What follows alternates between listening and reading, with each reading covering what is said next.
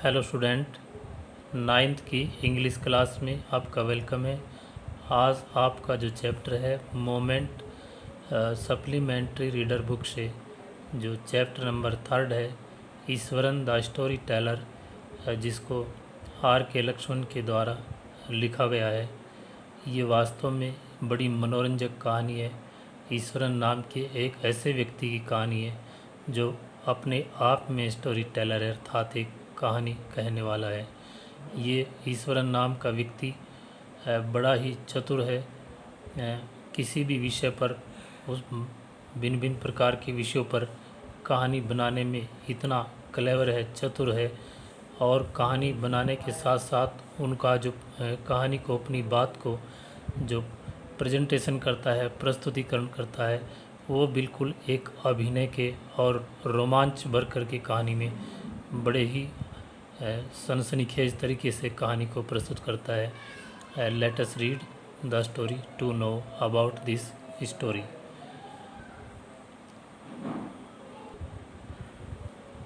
One night Mahendra woke up. एक रात्रि को महेंद्र जो एक व्यक्ति है वो जागता है फ्रॉम हिज स्लीप, अपनी नींद से, एंड सॉ और देखता है अ डार्क क्लाउडी फॉर्म, एक काले गहरे बादलों की जो फिगर आकृति को देखता है। और he broke out into a cold sweet. उसको उस आकृति को देख करके, भूत आकृति को देख करके वास्तव में पसीना आ जाता है और डर जाता है। Was it a ghost? क्या वास्तव में ये भूत था? इस स्टोरी को जानने के लिए आओ नीचे दी गई कहानी को पढ़ते हैं। The story was narrated to Ganesh.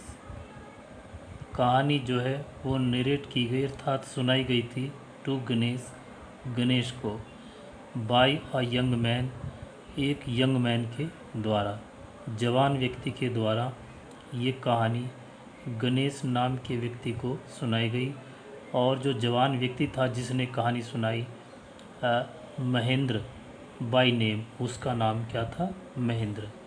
उसको नाम से महेंद्र के रूप में जाना जाता था। He was a junior supervisor.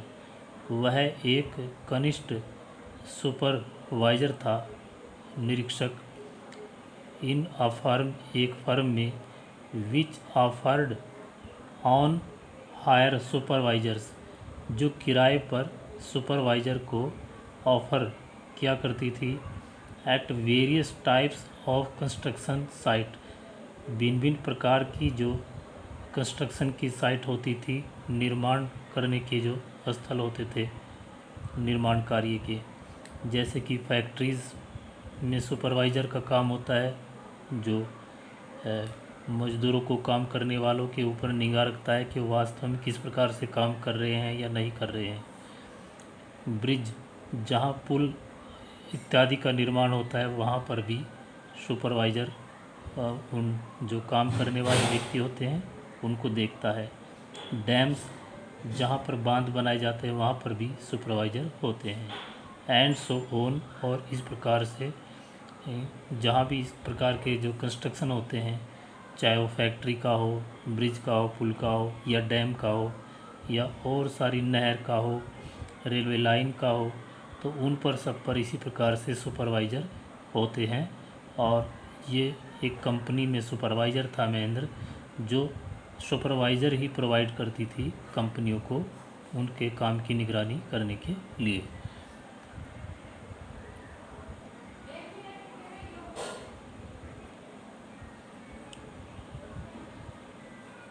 महेंद्रस job was, Mahendra का जो जॉब था, कार्य था, टू कीप ऑन एन आई, वो एक निगरानी करने का था, ऑन द एक्टिविटीज़, गतिविधियों पर, एट द वर्क साइट, कार्य स्थल पर, जहाँ पर निर्माण कार्य हुआ करता था।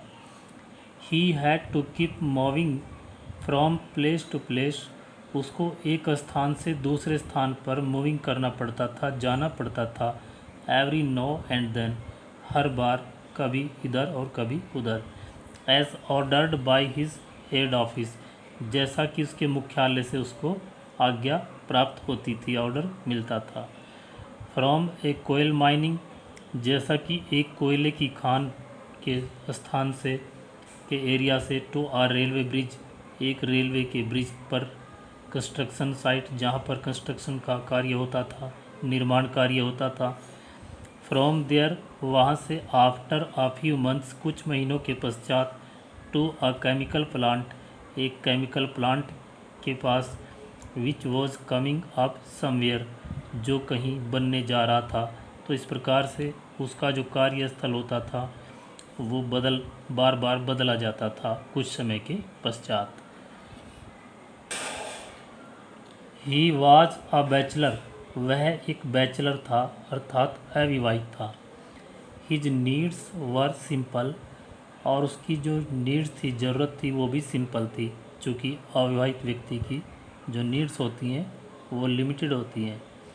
And he was able to adjust himself, और वो अपने आप को एडजस्ट करने में कामयाब था, योग्य था, to all kinds of ordered conditions, हर प्रकार की विषम प्रतिकूल परिस्थितियों के। Whether it was an ill equipped circuit house, चाहे यह एक खराब तरह से सुसज्जित विश्राम घर हो, और a make shift canvas tent, ये मेक शिफ्ट मीन्स टेम्प्रेरी, अस्थायी कैनवास से, किरमिच से बनाया गया तंबू हो। In the middle of a stone quarry, एक पत्थरों की खदान के बीच में। But one asset he had was his cook, लेकिन एक जो उसकी संपत्ति थी वो था उसका एक कुक, जो खाना बनाने का कार्य करता था, ईश्वरन, जिसका नाम क्या था, Eswaran. The cook was quite attached, ये जो कुक था ये अच्छी तरह से अटैच था टू महेंद्र के साथ, अर्थात महेंद्र से बहुत लगाव रखता था। एंड फॉलोड हिम, और ये फॉलोड करता था अर्थात उसके साथ रहता था, अनकम्प्लेनिंगली, बिना किसी शिकायत के, wherever he was posted, जहाँ कहीं भी महेंद्र को पोस्ट किया जाता था वहीं पर ये ईश्वरन नाम का व्यक्ति जो उसका कुक था बिना किसी शिकायत के उसके साथ रहता था। ही कुकड फॉर महेंद्र, वो महेंद्र के लिए खाना पकाने का कार्य करता था। वॉश्ड हिज क्लॉथ्स, उसके कपड़े धोता था। And chattered away with his master at night, और रात्रि को अपने मालिक के साथ फिर वो बातचीत भी करता था। He could weave out endless stories, वो बुन सकता था अनंत कहानियाँ। एंड एनेक्डोट, और लघु कथाएँ, उपाख्यान। ऑन वेरियस सब्जेक्ट, भिन्न भिन्न प्रकार के विषयों पर, अर्थात अलग अलग विषयों पर वो अनंत कहानियाँ तथा छोटी छोटी लघु कथाएँ बुनने में दक्ष था। Eswaran also had an amazing capacity, इस कहानी बनाने के अतिरिक्त ईश्वरन के अंदर एक और आश्चर्यचकित करने वाली अक्षमता थी, योग्यता थी। टू प्रोड्यूस वेजिटेबल्स, वो क्या थी कि सब्जी को प्रोड्यूस कर देना, प्रस्तुत जुटा लेना। एंड कुकिंग इंग्रेडिएंट्स, और जो सब्जी को जुटा लेना और पका लेना विशिष्ट प्रकार के। फिर से देख लीजिए, Eswaran also had an amazing capacity, Eswaran के पास एक और आश्चर्यचकित करने वाली क्षमता थी। टू प्रोड्यूस वेजिटेबल, सब्जी उत्पन्न करने की, अर्थात हासिल कर लेने की, जुटा लेने की। एंड कुकिंग इंग्रेडिएंट्स, और खाना पकाने की सामग्री जुटा लेने की उसके पास कला थी, चाहे उसको किसी भी क्षेत्र में क्यों ना भेज दिया गया हो। सीमिंगली आउट ऑफ नोवेयर, न जाने प्रतीत नहीं होता था वो कहाँ से इस प्रकार की सब्जी और खाद्य सामग्री को जुटा लेता था। इन the middle of a desolate landscape, यहाँ तक कि जो मध्य क्षेत्र होता था एक निर्जन भूदृश्य का, देहाती क्षेत्र, प्राकृतिक वनस्पति का क्षेत्र। विद नो शॉप, जहाँ पर कोई दुकान भी नहीं होती थी, विजिबल दिखाई देती थी, फॉर माइल्स अराउंड, आसपास मीलों तक जहाँ कोई दुकान तक दिखाई नहीं देती थी, ऐसे निर्जन प्राकृतिक दृश्य के बीच में भी वो जो है सब्जी और खाद्य सामग्री को जुटा लेता था। He would miraculously conjure up the most delicious dish. He would miraculously, वो चमत्कारिक रूप से, कॉन्जर से तात्पर्य है मंत्रमुग्ध करने की शक्ति रखता था। द मोस्ट डेलिशियस डिश, अर्थात उसके पास कोई जादुई शक्ति थी। द मोस्ट डेलिशियस डिश, सबसे ज़्यादा शानदार डिश खाना बनाने की, विद फ्रेश वेजिटेबल्स, ताज़ी सब्जियों से, विद इन एन आवर, 1 घंटे के अंदर, of arriving at the zinc seat, यहाँ तक कि एक जो जस्ते की चादर होती थी और उससे बना जो शेल्टर होता था, कक्ष होता था विश्राम करने का, at the new work palace, किसी नए स्थान पर जहाँ पर उसको भेजा जाता था, जहाँ एक जस्ते की चादर से बना विश्राम स्थल होता था, वहाँ पहुँचने पर भी 1 घंटे के अंदर वो बहुत शानदार डिश और सब्जियाँ तैयार करके उपलब्ध करा देता था। ये उसके अंदर एक चमत्कारिक विलक्षण शक्ति थी, योग्यता थी। Mahendra would be up early in the morning, Mahendra बहुत प्रातःकाल को बहुत जल्दी ही जाग जाया करता था। एंड लीव फॉर वर्क, और वो काम पर निकल जाया करता था, काम के लिए उस स्थान को छोड़ देता था। आफ्टर ब्रेकफास्ट, नाश्ता करने के पश्चात। कैरिंग सम प्रिपेयर्ड फूड, कुछ तैयार भोजन अपने साथ लेते हुए, विद हिम, अपने साथ। महेंद्र प्रातःकाल को बहुत जल्दी जाग जाता था और उस स्थान को नाश्ता करने के बाद छोड़ देता था और अपने साथ वो थोड़ा सा फूड, तैयार भोजन रख लेता था। मीन वाइल, इसी समय, Eswaran would tidy up the shed, इसी समय के अंतराल के बीच, जिस समय महेंद्र वहाँ पर नहीं होता था, महेंद्र की अनुपस्थिति में ईश्वरन क्या करता था कि टाइडी अप द शेड, वो शेड को साफ सुथरा सुव्यवस्थित करता था, सुसज्जित करता था, उसकी सफाई करता था। वॉश द क्लोथ्स, और वो कपड़े धोता था। And have a leisurely bath, और फिर वो फुर्सत में आराम से स्नान करता था। पोरिंग सिवरल बकेट्स, बहुत सारी बाल्टियों को उड़ेलता था, ऑफ वाटर, पानी की, ओवर हिज हेड, अपने सिर के ऊपर, और muttering a prayer all the while, और जितने समय तक ये स्नान करता था उतने पूरे समय तक वो एक प्रार्थना को जो है गुनगुनाता रहता था, ईश्वर के भजन को। It would be lunch time by then, तब तक जो है लंच का समय हो जाता था, दोपहर के भोजन का। आफ्टर ईटिंग, खाना खाने के पश्चात, ही वुड रीड, वो पढ़ा करता था, फॉर अ वाइल, कुछ समय के लिए। खाना खाने के बाद कुछ समय के लिए वो पुस्तक पढ़ता था।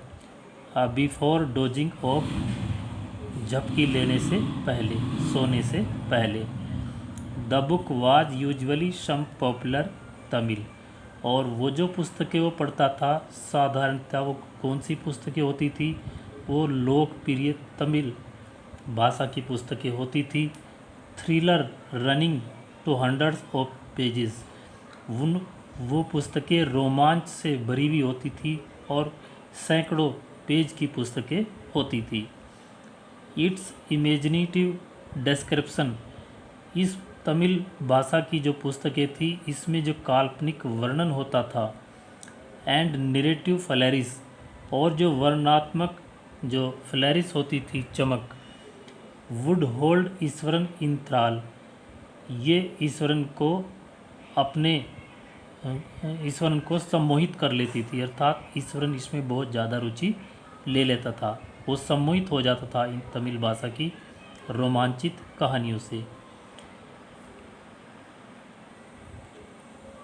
हिज ओवन डिस्क्रिप्शन वर ग्रेटली इन्फ्लुएंस्ड, उसका अपना खुद का जो वर्णन होता था वो भी ग्रेटली इन्फ्लुएंस, बहुत ज़्यादा प्रभावित होता था by the Tamil authors, Tamil लेखकों की किताबों से दैट ही रीड, जिनको उसने पढ़ लिया था।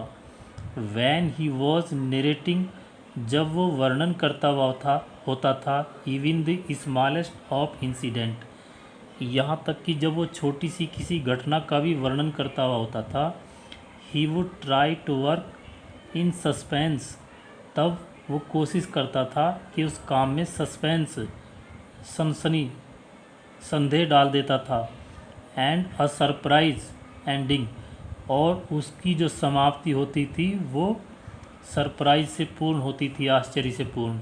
इनटू द अकाउंट, उसमें इस प्रकार के संदेह और आश्चर्य डाल देता था कहानी के पूरी होने तक।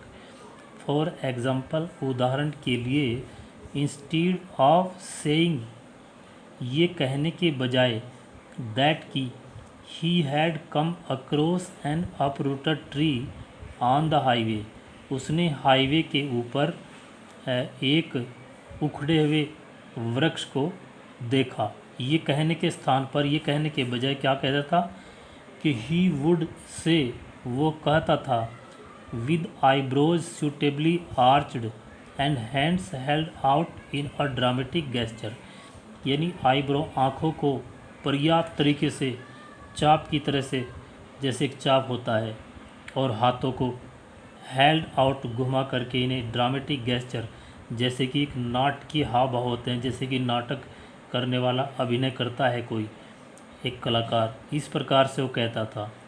क्या कहता था? द रोड वॉज डेजर्टेड, सड़क जो है बिल्कुल वो डेजर्ट थी, अर्थात उसके ऊपर कोई दूर तक दूसरा कोई मुसाफिर यात्री दिखाई नहीं देता था। And I was all alone, और मैं बिल्कुल अकेला था। सडनली, अचानक, आई स्पॉटेड समथिंग, मैंने देखा किसी चीज़ को, that looked like an enormous busy beast, जो एक विशाल काय झाड़ की तरह से, झाड़ियों की तरह से दिखने वाले पशु की तरह की थी। लाइंग स्प्रावल्ड अक्रॉस द रोड, जो सड़क पर अव्यवस्थित तरीके से फैली हुई थी, ऐसी किसी आकृति को मैंने देखा। आई वॉज हाफ इनक्लिंड, मैंने आधा मन बना लिया था, to turn and go back, मुड़ने का और वापस लौटने का, उस आकृति को देख करके डर जाने का। यानी इस प्रकार की नौटंकी करता था कि उस आकृति को देख करके मानो मैं तो डर गया था और मैंने निर्णय लिया कि भाई मैं तो वापस जाऊंगा, आधा निर्णय मैंने ले लिया था। बट लेकिन एज आई केम क्लोजर, लेकिन जैसे ही मैं निकट आया, आई सा, मैंने देखा, दैट की it was a fallen tree, ये तो एक गिरा हुआ पेड़ था, with its dry branches spread out, जिसकी सूखी जो ब्रांच थी, शाखाएं, स्प्रेड आउट, बाहर दूर तक फैली हुई थी। Mahendra would stretch himself, Mahendra अपने आप को फैला देता था बैक, पीछे, इन हिज कैनवास चेयर, अपनी जो कैनवास की चेयर थी उस पर, and listen to Iswaran's tell, और ईश्वरन की टेल जो कहानियाँ होती थी उनको वो सुना करता था, अनक्रिटिकली, बिना उन कहानियों की आलोचना किए हुए, अर्थात रुचिपूर्ण तरीके से उन कहानियों को वो सुनता था। The place I come from, वो स्थान जहाँ से मैं आता हूँ, इज़ फेमस फॉर टिम्बर, वो इमारती लकड़ी के लिए जाना जाता है, अर्थात इमारती लकड़ी के लिए प्रसिद्ध है। ईश्वरन वुड बिगिन, ईश्वरन कहना शुरू करता, there is a richly wooded forest all around, दूर दूर तक जो लकड़ी का फैला हुआ जंगल है चारों तरफ। The logs are hold on to the lorries by elephant, और जो लोग्स, लकड़ी के जो लट्ठे हैं, आर होल्ड, उनको लादा जाता है, चढ़ाया जाता है, घसीटा जाता है, ऑन टू दी लोरीज, ट्रकों तक, बाय एलिफेंट्स, हाथियों के द्वारा।